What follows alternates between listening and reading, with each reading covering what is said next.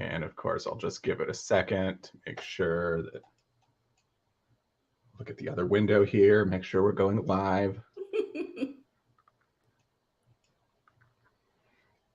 Okay.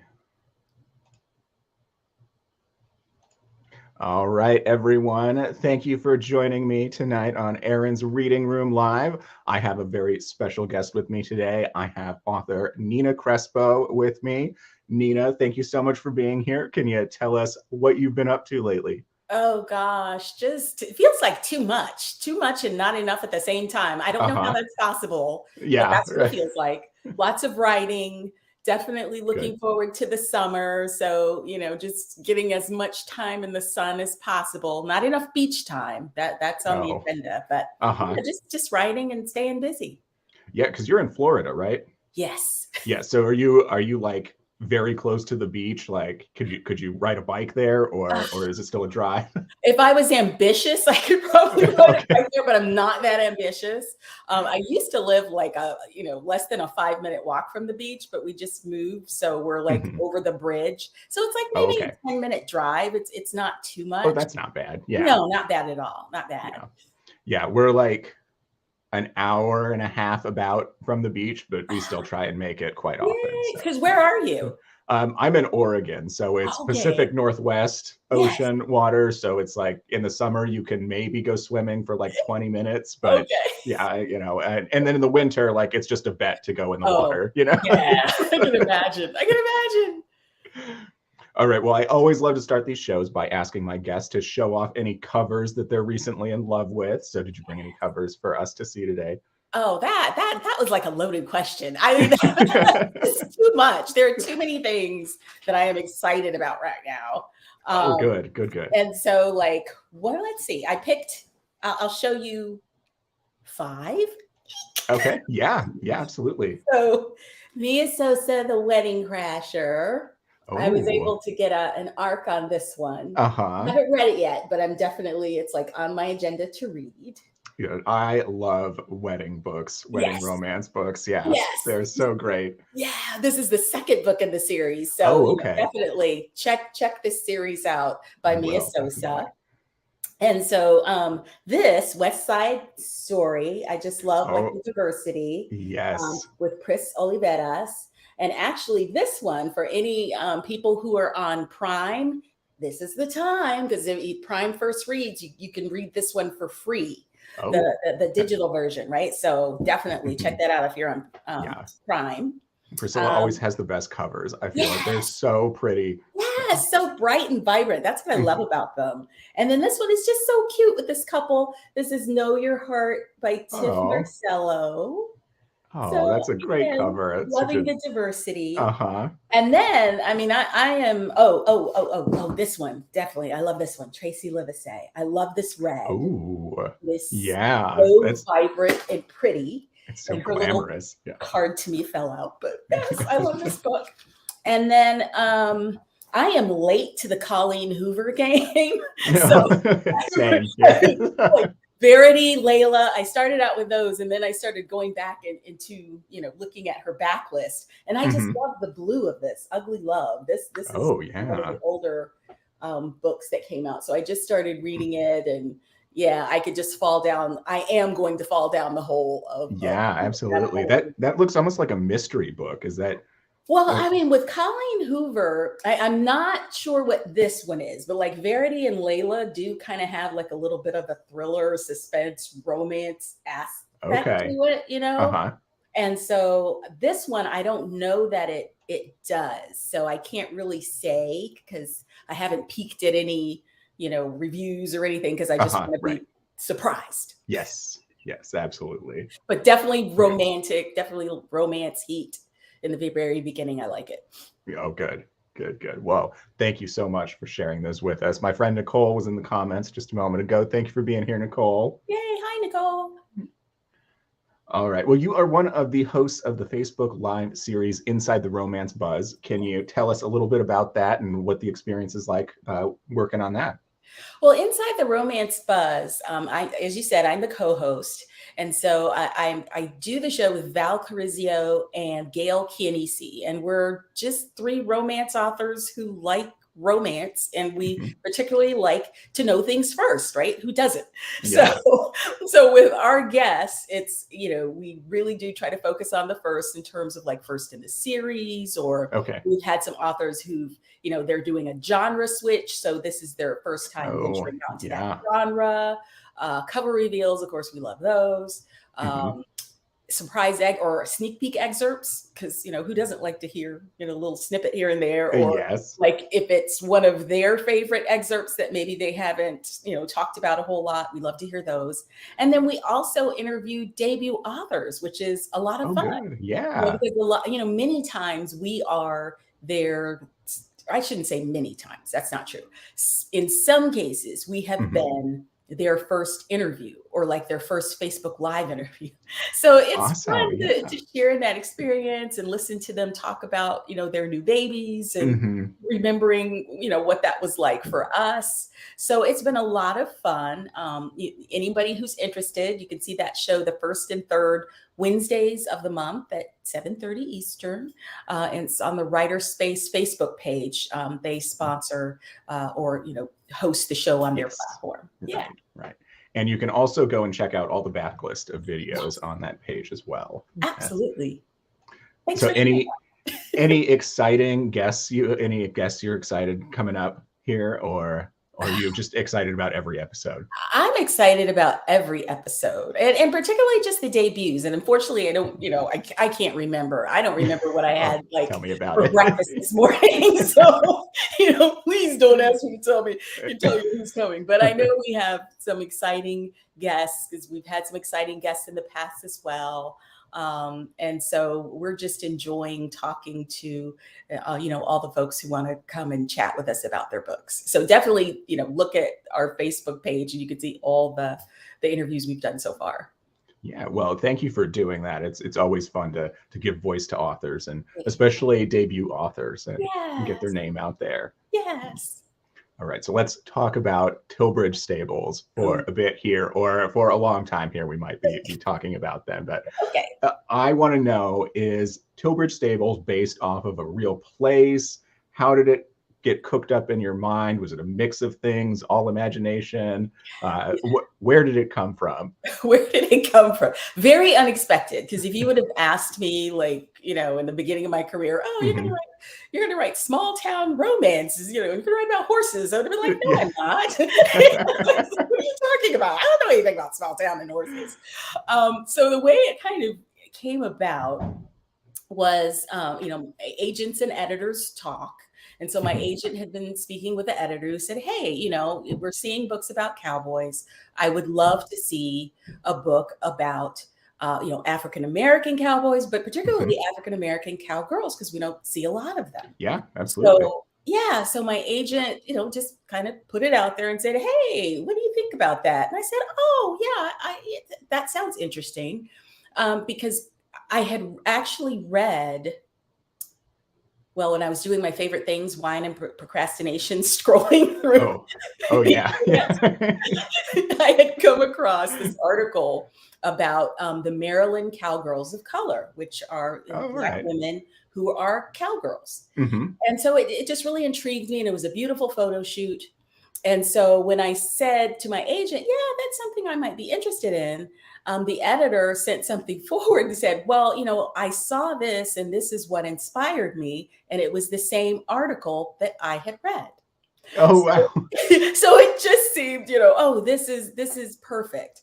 And then when I told my agent that I had a collection of bull rider trading cards, she was like, no, prove it. I had to like and show her this scrapbook. I don't know what led me to do it. It was this one day I was watching television and I stopped and saw, the PBR and the bull riders. And I was like, this is Uh-huh. interesting. They have trading cards. And then next thing I know, I started collecting them. Because the interesting thing about the trading cards is it's not just the bull riders, but they Uh-huh. consider the bulls to be athletes as well. So they actually Okay. have Yeah. trading cards for those as well, which found intriguing. So anyway, long story short, after we had that conversation, Hmm. I said, sure, I'll give it a try. So it just seemed natural to me to set it in Maryland instead of the typical places that we Right. see, these stories take place because, ranches are everywhere. They People are. are Yeah. riding horses everywhere. So why not have something in Maryland? So it is a totally fictional town made up in my mind, Hmm. happily in my mind. Yeah. Well, it's a wonderful place. Well, thank you. Yeah. I like it. Our friend Cache is here. Thanks for being here, Cache. Hey, She's got Cache. her own live show coming up in 20 minutes. So Ooh, everyone yay. pop over there and remember to watch the replays of everyone that's broadcasting today. Absolutely. So were you into the I guess the ranching rodeo scene much before you started writing these? Um, from afar, because I grew Uh-huh. up in the Southwest. So, seeing horses and cowboys and cows and, the farm and the ranch and those side of things were not, like an anomaly to me. So, Uh-huh. yeah. So from that standpoint, it just, I didn't know a whole lot about it, but it wasn't like totally out of the park where it felt like I was just a fish out of water trying to do this. Yeah. Yeah. Well, Yeah. that's good. So, Chef's Kiss. Let's move to that one now here. So that's the most recent in the. It's in the Tilbridge Stables world, but it's the first in a new series, and Yes. it's a second chance between Philippa and Dominic. Yes. Now, some of my romance friends, let's just say second chance isn't their favorite Yeah. trope to read. Mhm. They have their reason. We won't go into that. We're not here for that. But what I want to ask you is what's the secret to a great second chance and balancing that drama of the past and the happily ever after that we know we all want? Good question. Wish I knew. No, because I've only written three second chance romances. It's not my first choice as a writer, believe it Hmm. or not. Okay. But with Philippa, when she showed up as a character, because she's a side character in the Yeah. Tilbridge Stable Hmm. series, and it was just one of those things where she was just standing out to me on the page, where it's like, I'm going to get a Hmm. book, and I was like, oh, okay, Philippa, you get a Right. book. And so as I didn't really understand what was going to happen to her until I got to the third book in the Tilbury series, The Cowgirl Okay. Surprise Match. Uh-huh. And it just came to me that she had been in a relationship and things had gone wrong. And that's where I needed to go with her book. And so, for me, second chance romance, the past has to really be worth it. It has to be impactful enough Yeah. where we care that these characters had a past Uh-huh. instead of just, well, why aren't we just focusing on what they're doing now and moving forward? Something in the past, in my opinion, really has to be significant, Right. to make us care about the characters and really root for them to get back together again. So, in answer to your question, I would say that is a huge part of it. Okay, great. And it's got to be difficult too to make the past not too painful, Yeah. or else we wouldn't have the reader rooting for the couple to get back together. Exactly, Yeah. exactly. Yeah, that's important too, because if it looks like in the past things were so bad that they should never cross paths again, Right. that's a lot of heavy lifting to go, okay, well, they really should be together now. Yeah. And we're, in real life, we're like, Well, can you talk a bit about it? Must be so fun now with the Tilbridge Stable cast of characters. You've got so many of them now that you can play with, have them reappear in new books and everything. How fun is that to just have this sandbox of your own creation? Oh, I think that's the key word that you said, of my own creation. And so just having the freedom to go, this is my world and I can do all these things. But with the characters themselves, it's particularly with this Tilbridge series, because, Hmm.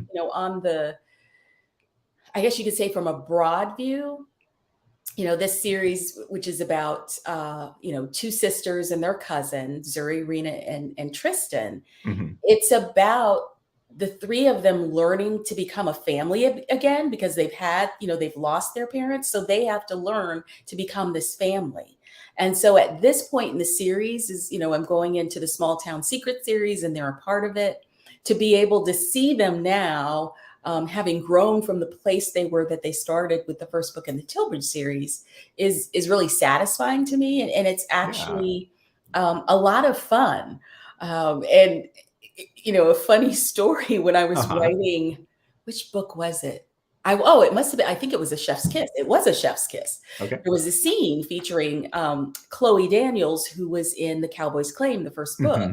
And so in the edits, my editor had written this note going, I liked Chloe in the first book, but I love her even more because of this scene.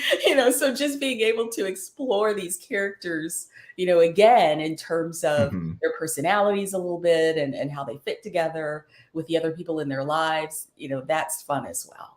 Yeah. Yeah.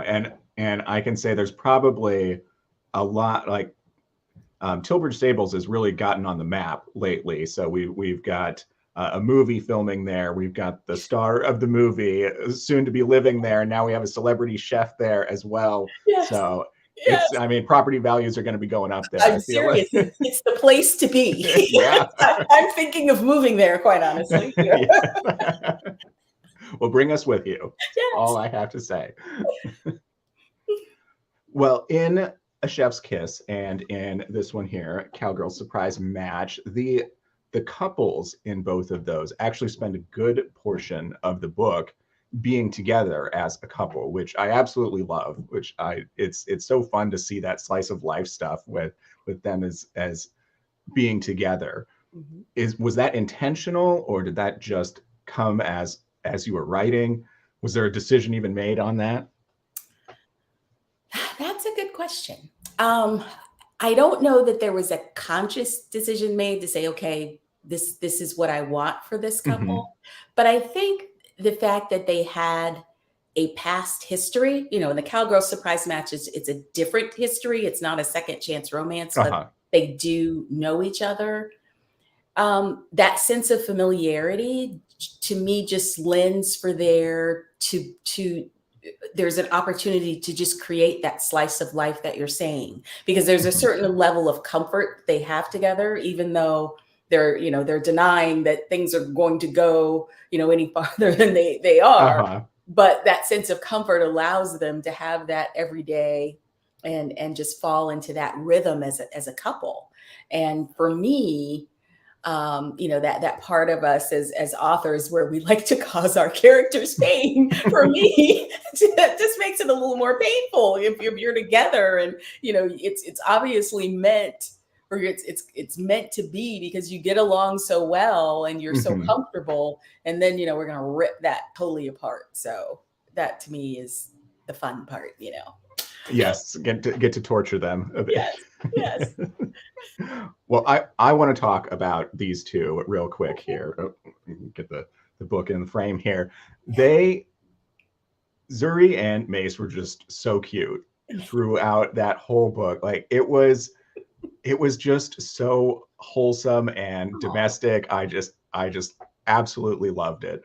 And they're kind of the lowest key, I guess, in terms of um, occupations, characters in this series. So it just seemed a little more down to earth, and just I don't know if I'm explaining it well, but it was just super cozy, and I love them so much, especially how they got together. Those first few kisses they had were so much fun. I just loved it. well, we like that. The kisses, that has to be the fun part. Yeah, absolutely. I mean, the way they started off was just, it was like a lightning bolt, and it Oh, was so much fun to go through that journey. oh, good. Yeah, because I mean, just giving them an opportunity to, because they're thrown together to Mhm. plan, this wedding, and so just having these two people who never thought they would be together find themselves in this situation, and things turn to the unexpected.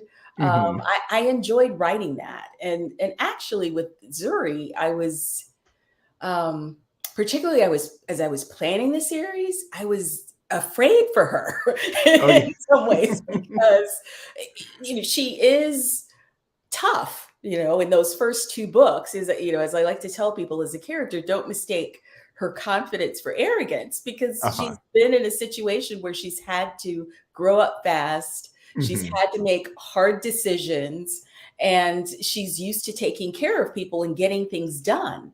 And so my accountability partner was like, you got to be really careful of not making her too unlikable, because no one's going to want her by book three. No one's going to want to read about her.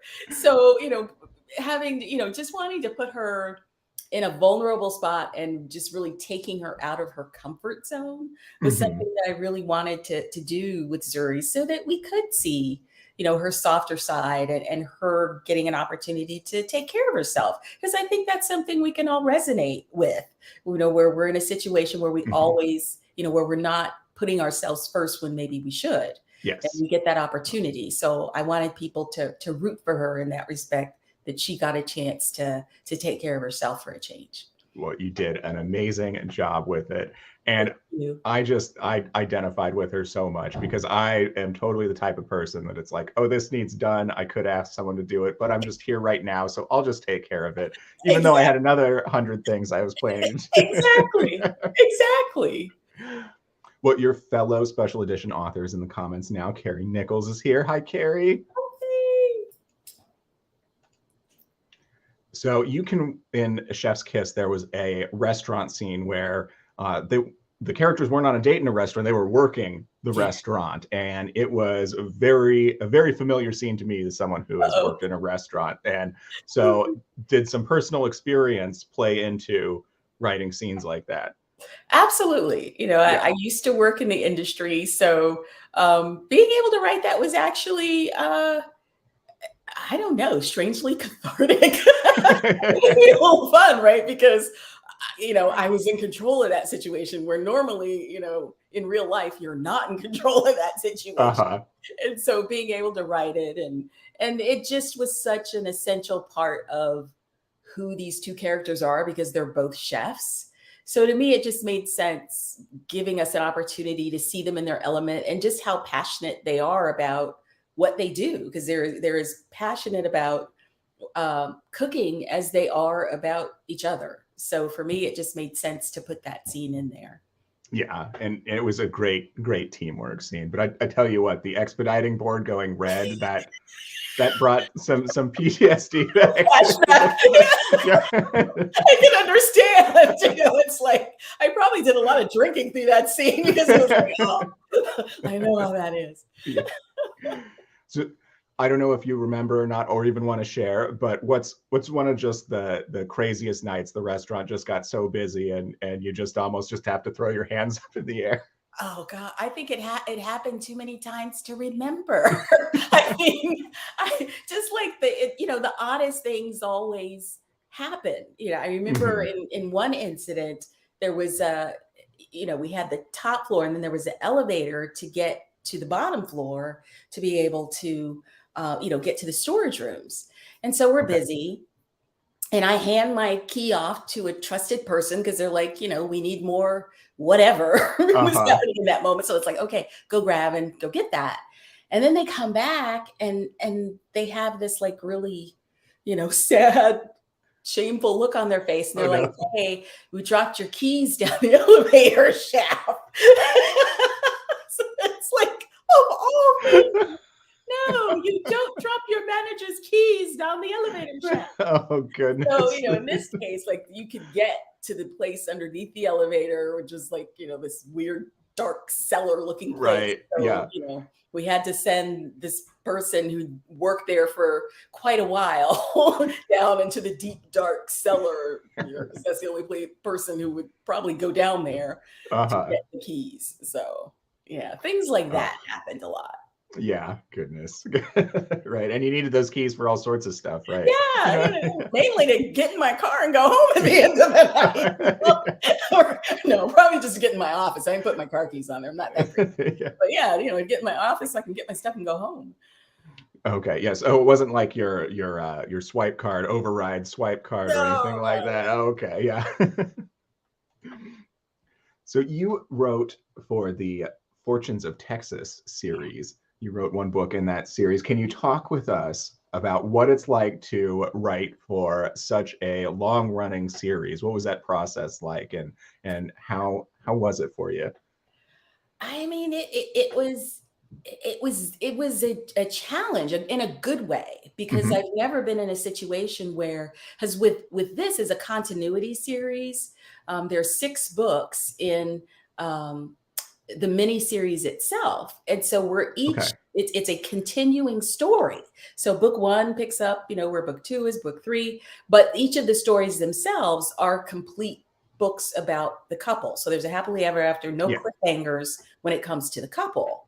So being in this situation where, um, one, you have to really share information with each other. So you can't just create something, create a new restaurant and not tell anybody else, Uh-huh. that you created a new restaurant, or, you created this character. So there's Hmm. definitely a lot of communication going on.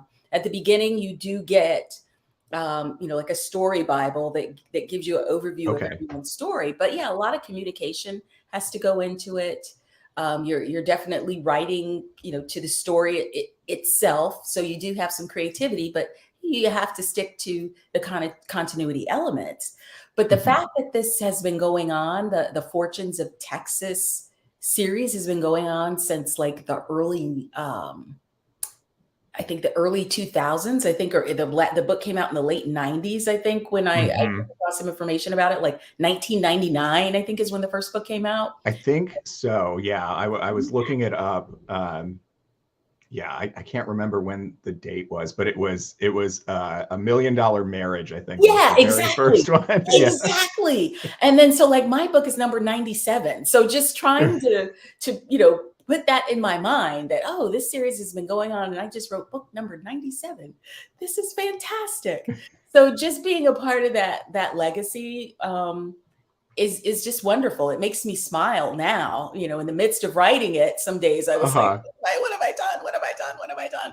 But once, everything came out and you get to see all 6 books together, and Hmm. you get to see how the story arc played out, and um how much people enjoy the book, because it does have a soap opera type aspect to it, which Uh-huh. I like, Good. which I think the Tilbridge series has as well. So that's just my jam right there. If you give me a little soapy drama, I'm there for it. Oh yeah. So yeah, that was the fun part. And the good thing is I'm currently writing another book for the Fortune series. Oh, awesome. That's gonna come out in, I think, February of next year. So being Oh, able that's to great. revisit the next, saga of the Fortunes is Uh-huh. fun. Yeah. So is that another mini series inside the series that Yes. you're writing Mhm. for? It's Okay. another mini series. I can't give too many details, All not that right. I Yeah, will fair allow it, enough. Yeah. but, yeah, it's another, part of the family that's in a completely different town in Texas, and, hey, things are happening with that, as it Uh-huh. always does with the Oh, no. Fortunes. Oh, yeah. Now, what can you tell us about that series Bible? Like, was it an Excel file that like takes 10 minutes to open up, or what? It is like it's a Word document, and I mean, I unfortunately have to print things out sometimes to Uh-huh. just, because I got to outline it, and Yeah. I need it tangibly there. And so it's like literally this thick, I, in terms of the series Bible. And it has everything about the, because you have to know the background sometimes mhm. of the characters from the past miniseries, and you have to know about all the characters that are in this miniseries and their backgrounds, and we have an idea of what they look like, and Mhm. just they try to give as much information as possible for us to be able to really dive in and get into these characters. And it's we do get to, I guess you could say, add our own kind of flavor to it to a certain extent, Mhm. as we look at the story, and then Yeah. we can write a proposal where we propose how we see certain things happening, in terms of that couple, the couple's arc, and them getting together. So with the couple, we do have, a little bit of wiggle room, but of course, the story arc itself, you can't tamper with it all. That's the Mhm. continuity piece. Right. Right. Now, is there some kind of contact that you have that when you're, just completely frustrated and pulling your hair out that is there to talk you off the edge? Just in general? Well, when it comes to contributing to these big series. Oh gosh. Well, I mean, that would just be my accountability partner, really. Kathy Yardley. She used to write for Harlequin as well. Uh-huh. And so she understands the situation. And she's been with me since day one, since the moment I decided Oh, to that's great. become a romance author. She's my accountability partner. She's my coach. She understands it. She knows how to talk me off the ledge to go, okay, let's talk about this. Let's figure it out. Let's work out this scene. The second time around, it's definitely better because I know what Uh-huh. to expect. But that first time around, it was sometimes it was just like, ooh, do I know what I'm doing? Is this going to turn out okay? Uh-huh. Yeah, You're the going to the like imposter it. syndrome was strong, right? Yeah. Oh, yeah. It definitely sweeps in because I was, if I'm not mistaken, I was the newbie out of the six authors. Yeah, I Okay. newbie to special edition, newbie to write in the Fortune series. The rest of them, they're like they've already written like 20 books for Harlequin or 50 books for Harlequin, Uh-huh. maybe more than that. And Yeah. here I am, with my one little book under my belt going, okay, I'm going to write a Fortunes book now. Let's do this. Well, I haven't read it yet, but I'm sure you did just fine. And yeah, people seem to enjoy it, so that's a good thing. Good, good. Well, so far you've only written, as far as Harlequin goes, you've only written for the special edition line. But when we look at your backlist and some of those covers and synopses and titles there, Yeah. you could obviously write a desire novel. That wouldn't be a stretch for you. So do you have any plan to move into different areas in Harlequin? I say never. I mean, Mhm. there's always a possibility. I mean, what I liked about going in with special edition first, I think it helps stretch my writing, into areas and in ways that maybe I hadn't explored before, Mhm. in terms of secondary characters and building the town. Those earlier books that I wrote didn't always or didn't necessarily lend itself to that type of storytelling. So it's been fun to hone my skills with special edition. And so, being able to write for another imprint would definitely be another enjoyable challenge, I think. Yeah, we would be excited to see anything new from you. Oh, Uh, that's so sweet. Now, special edition, it's kind of a well, how would you define it? It's kind of a catch-all for sort of sweet stuff that is not not as, I guess, low heat as heartwarming, but it's still the short page count. So how would you define special edition? I mean, special edition, I think, special edition does lend itself more toward home and hearth, Hmm. where, the other ones may be kind of more glitz and glamour, for instance, Yeah. with desire. Hmm. And so, special edition does lend itself more toward home and hearth. We're going to see kind of more everyday characters.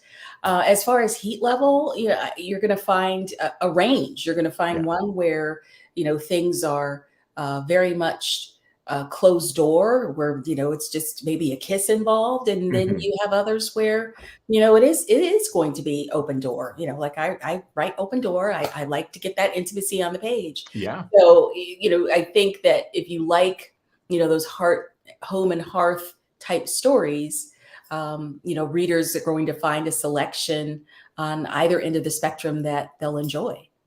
Okay. So when you were writing Chloe's story, was there any kind of I guess pushback of like, oh well, she's too famous to be in a special edition? No. No, Okay. not at all. I mean, you can still have those characters coming in from other places. And in this Hmm. case, that's what makes it fun. Fish out of water. Oh yeah. Somebody who's not used to, being in the country and who's, used to seeing things a certain way, that to me just adds an element of fun, which Oh is yeah. why I wanted to, um, put it in there just to see, okay, how are these characters going to play against each other when they're in, in two different worlds, if you will. Mm-hmm. My friend Vina is here. Thanks for showing up, Vina. And she has A Chef's Kiss sitting on her shelf. Oh, yay. Thank you for reading. And special edition is definitely Everyday People and Stories. It's Carrie. All right. So I'm kind of coming to the end of the questions here, but I want to sit and chat with you longer. Yeah. But I'll go ahead and ask you, what's the funniest research rabbit hole that you found yourself in? Oh gosh. Good question. I mean, I think with the Tilbridge Stable series, Mm-hmm. I had an opportunity to talk with someone who works in the film industry. Okay. And so sometimes the way that I come into research, or many times the way that I come into research, is that I have an idea. So I've done my research online as much as I can, and I have an Mm-hmm. idea of what I want to see happening or different circumstances. And then I'll kind of do a little bit of a tone check or a fact check to say, does this make sense? And Okay. so there were certain scenes in the book that I was explaining to this person, and they're like, "Oh no, that's not far-fetched at all. That actually happened," or some version of that actually happened. And they're like telling me these stories that were like a version of what I've already put in the book. And I was like, wow. So Great. fiction isn't that far off from yeah things that can happen in real life. So that was mm-hmm. amusing to me. And then with the current series that I'm doing some research on, because I want to write something that involves, I don't want to give too much away, bees. Let's just put that. Okay. So, going on Instagram and there, I can't remember the account, but there's this woman who is a beekeeper, and she doesn't necessarily wear beekeeping attire to engage with the bees. And so, just watching this woman stick her hand in a hive was just kind of like, Yeah. No, let's not do that. But, yeah, it's always intriguing to me, the things that you find out when you're doing research, because it's just things that you never even imagined, mm-hmm. Are happening or possible. And you can always, in my opinion, you could just always fall down the rabbit hole. Oh yeah. Absolutely. Now, are you a pantser or a plotter? Are you the in between? It's definite. Well, I am a pantser, and I plot when I have to. Okay. Usually when my back is up against the wall, it's like, okay, we have to write some very detailed things. Usually I have kind of a loose, I guess, outline, if you will, so that I know where I'm going, and then I have some flexibility to it. But at heart, I'm a pantser, because it will usually change at some place along the way. Right. And then I'm also a little strange in that, and when I say this, people's mouths usually don't drop open like, she's nuts. But I have a tendency to write the first few pages or first few chapters of the book first. And then for me, it's just helpful from the standpoint of the story arc, or even the character arc, to see the ending. So I will start writing that last chapter. So I'll write chapters like 1 through 5 or 7, and then I'll skip to the end of the book and write the last chapter. Okay. And then I'll write the second to the last chapter. Then I'll write the third to the last chapter.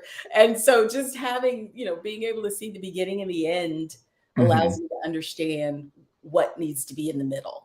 Okay. And for some reason, that process just works for me, and I embrace it.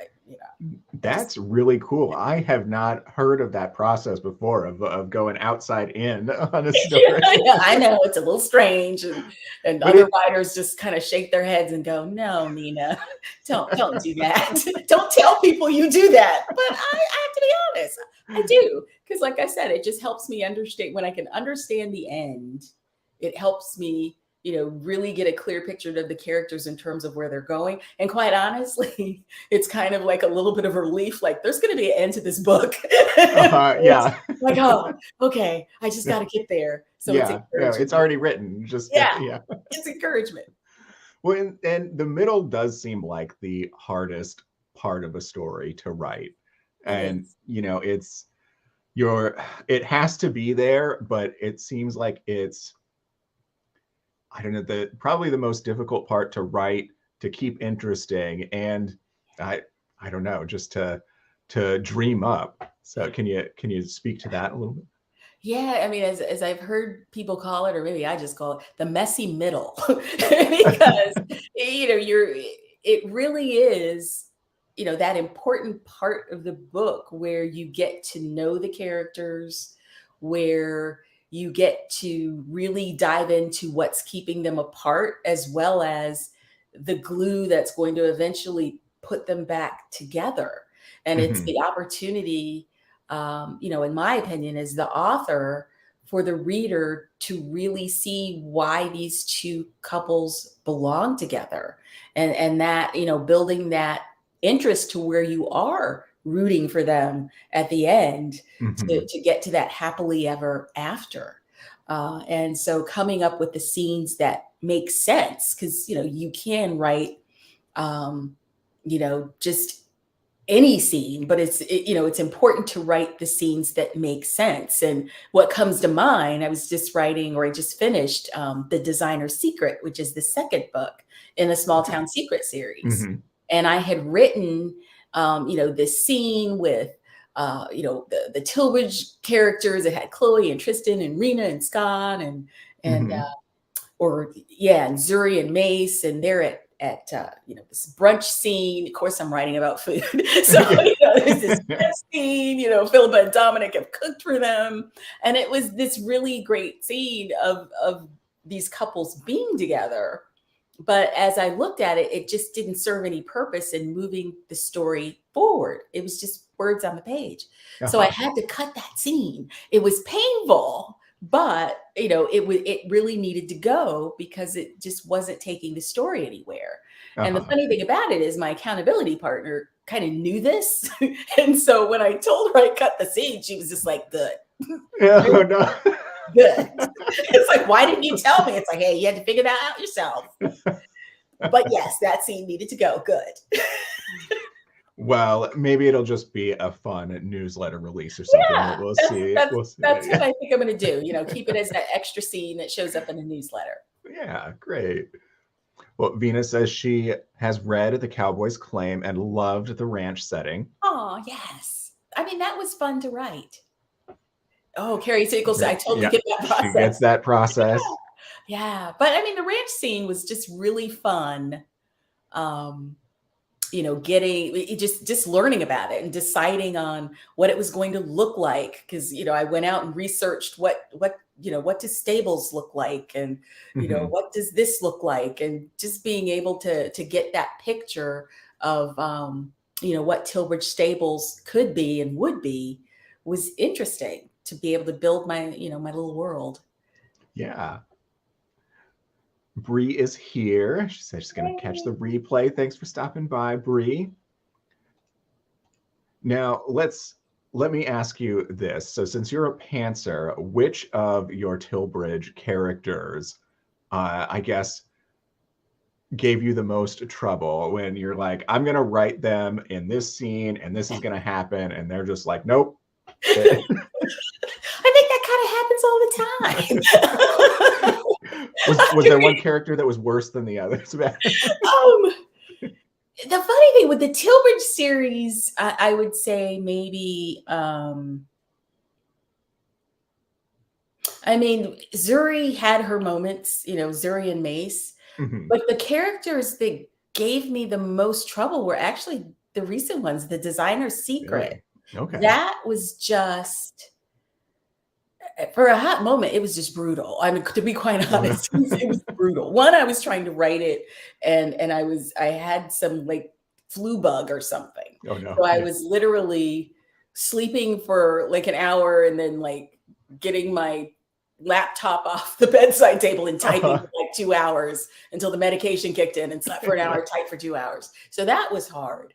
But just trying to, get these characters to the finish line, I had to, after my edits, almost rewrite the third part of the book because it Oh, just okay. wasn't right. And Mhm. it took a while for me to figure out how to make it right because my editor had given me her notes and, I just got this feeling. And then, of course, I'm getting more and more nervous because deadline is coming. And it's like, I'm Uh-huh. not going to get this. I'm not going to get this.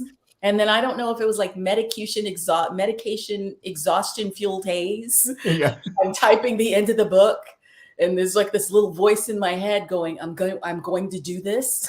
The character Layla's Mhm. like, I'm going to do this. And I'm like, Yeah. no, girl, you're not. She's like, yes, I am. Type that. And so I typed it. And when it was done, I was like, oh, that was absolutely it. And I think it was just something that maybe I was resisting a little bit in my subconscious Uh-huh. of putting it on the page. And that's what made it hard to do. But once I just embraced that this is the way it needed to play out, I loved it. And my editor did too. Well, I can't wait to read about it. Yay. So let's talk about Small Town Secrets. So Mhm. it's your newest series, and you mentioned book 2 in it just recently. What can you tell us about it?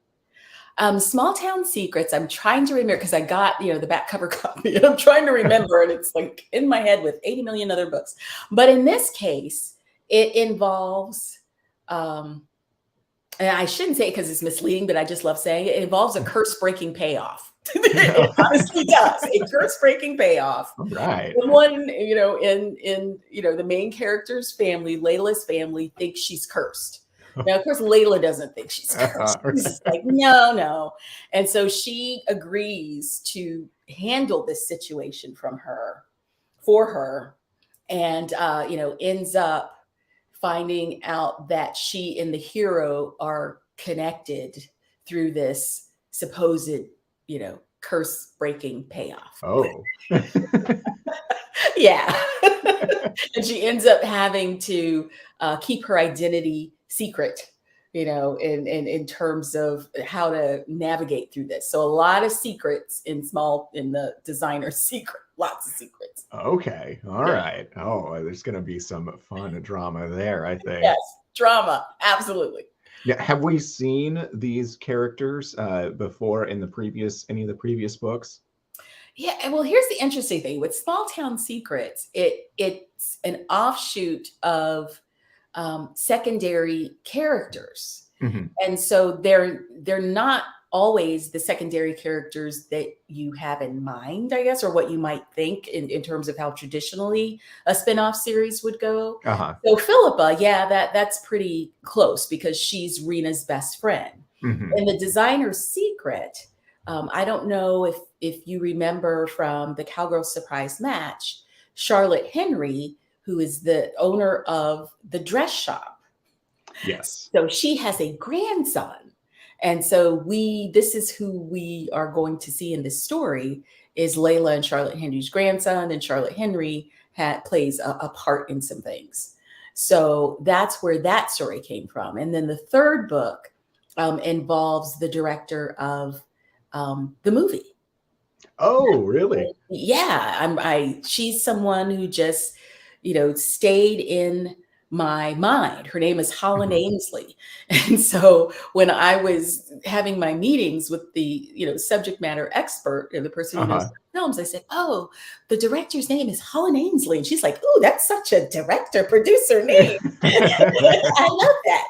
And so she just stayed on my mind. Holland Ainsley and Nash Moreland. She doesn't fall in love with Nash Moreland, but Nash Mhm. Moreland, who's the actor in the Tilbury Stable series, Yes. also makes an appearance as well. So that's what that series is about. Just some side characters and expanding the Tilbridge world even a bit more. Oh, wonderful, wonderful. So it's just a trilogy, Yes. like that. Okay, so uh, and it's probably too soon to ask if there's going to be any more books after those, or we don't know. I mean, I have some things in mind, Okay. and so we'll see how that plays out Well, I in the can't next few wait. months. Can't wait to see what comes of all of that. Now, what anything you've been reading recently that's been just great or fun? Too much. I mean, like I said, I'm like late to the Colleen Hoover party, and so like Layla and Verity, I just love with those particular books how she has been able to include this um that blend of kind of like a thriller element to it, but at the Mhm. same time, the romance with the couples is there, and it's not always the endings that we expect. I mean, I hesitate to say too much about Layla and Verity because there's spoilers, and I don't want to Uh-huh. spoil it for anybody, but I would definitely recommend Layla and Verity because they're the type of books that I'm reading it and I'm just like, he's like, that did not happen. No, that did not happen. And it was like, yes, it absolutely happened. So just, a lot. I like books that definitely keep me um on my toes, where I'm just kind of the unexpected happens and I'm surprised. So I've Yes. definitely been enjoying that series, or not. It's not a series, but just enjoying her books is kind of a little getaway when I can. I also enjoy reading on apps. So Okay. you know, um, in one of them it's choices, where you read the story and they Mhm. get to choose kind of what the characters Oh. are going to do in certain situations. Uh-huh. But I just finished one that involved zombies. So Love it. it was so like you get to be in the shoes of the character. Uh-huh. In this case, the main character, she's a woman, and she's just very strong in terms of what she has to do to survive the zombie solstice.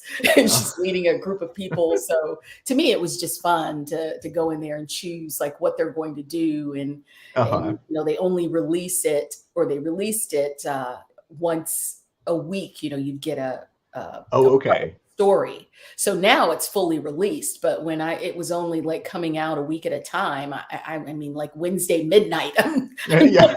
with I'm my iPad, ready for like, it. I gotta know what happened. I gotta know what I can do.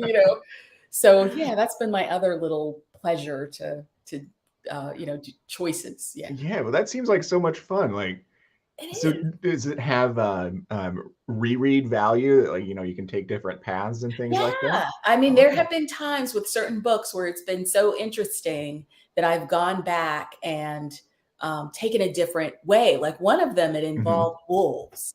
And so, there was like the alpha wolf who is a male, and then there's the she alpha wolf. Uh-huh. Um, and so, the main character, it was almost like um, oh gosh, what do you call it? Where like where there was a choice. It's like, well, who do I choose? Who am I going to be with? Type of Oh, thing. uh-huh. Yeah, Who's yeah. going to who's going to choose who?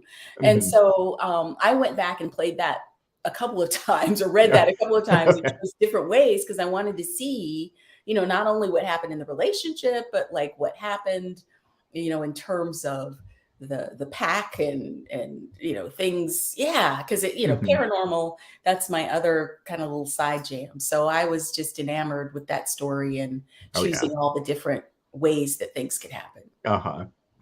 So what's your favorite kind of a paranormal book to read? Is it as far as creatures go? Gosh. Um, I mean, I'll read almost anything if it's good. Hmm. Like shifter, romances, those go well for me. Um, for a while, I mean, or when they were still coming out. Oh gosh, what is her name? Can't remember. That's all right. So I'll skip that. But yeah, I mean, anything that I'll read anything if it's good. Paranormal, if it has like a little sci-fi aspect to Hmm. it. Like aliens. I'll Yeah. I'll read that. Yeah, so I can. it just depends on mood, I think. Okay. Well, do you remember the most recent paranormal book you've read? I haven't read a book lately. Like I said, I've just been not like a physical book, a Uh-huh. print book, but just those apps have just captivated my attention in terms of, the stories and Hmm. the books that are there. So that's what I've been dipping into as far as the paranormal aspects. Okay. Well, I'm gonna have to check these out probably. You talk about falling down a rabbit hole. You Yeah. can fall down a rabbit hole with those. All right. I've been warned. Well, Nina, tell us what is next for you in life, in books, in everything you've got coming. Oh gosh, too much. Of course, Inside the Romance Buzz, that's we're going into more interviews, so I'm excited Mhm. about that. I will be attending a Polycon in Okay, great. DC. I don't remember the dates, but if you go to Polycon 2022, gosh, that's Yes. amazing to say. Yes. Um, so I'll be there. I'll also be at Shameless Book Con later this year. So Okay. I'm excited about those appearances. Also doing some workshop things for authors as well. Good, good. Um, Books, writing, like I mentioned, the Fortunes. I'm a Mhm. part of the next version generation, I guess you could say. So I'm writing Yes. that book, as well as the third book in the Small Town Secret series. And as far as personal life, I am just doing my best, like I said, to enjoy the sun, enjoy friends. In fact, I'm getting ready to prepare for a whiskey tasting party. I'm Oh. hosting one of those in 2 weeks. Oh. So yeah, I mean, last night I had to pull back because my husband and I are developing our signature cocktail because we're going to taste 4 different whiskeys Okay. that are, like a high end, mid range, and then, something that's on the more economical. And then we're Mhm. creating our signature cocktail, which we haven't quite figured out yet. So last night we had a list of like 10 recipes, and I think we made it through 4 because it's like, okay, got to hold back. Now So it's we're still bedtime. searching for that. Yeah, signature recipe. Well, that sounds exciting, and I'm sure we'll see a picture of that on Instagram once Oh, it's yes. perfected. Oh, Oh, yes. wonderful. Yes. If no one knows, follow Nina on Instagram. If you want to be hungry any time of the day, there's always plates of wonderful food on there. Always reminding Yes. me that I need to do better in the kitchen. So Yeah, food, yeah, no, I don't like food at all. No, not at all. well, Nina, thank you so much for coming onto my channel and chatting with us here. It was a lovely time. Oh, my pleasure. So, all of you viewers out there, the next live show is going to be with author Tracy Douglas. That's going to be Monday, May 16th at the same time, 7:30 Eastern, 4:30 Pacific. So, I hope we see you all there. Thank you for joining us today and hope you have a good evening. But until then, we'll see you next time. Bye, Oh. everyone.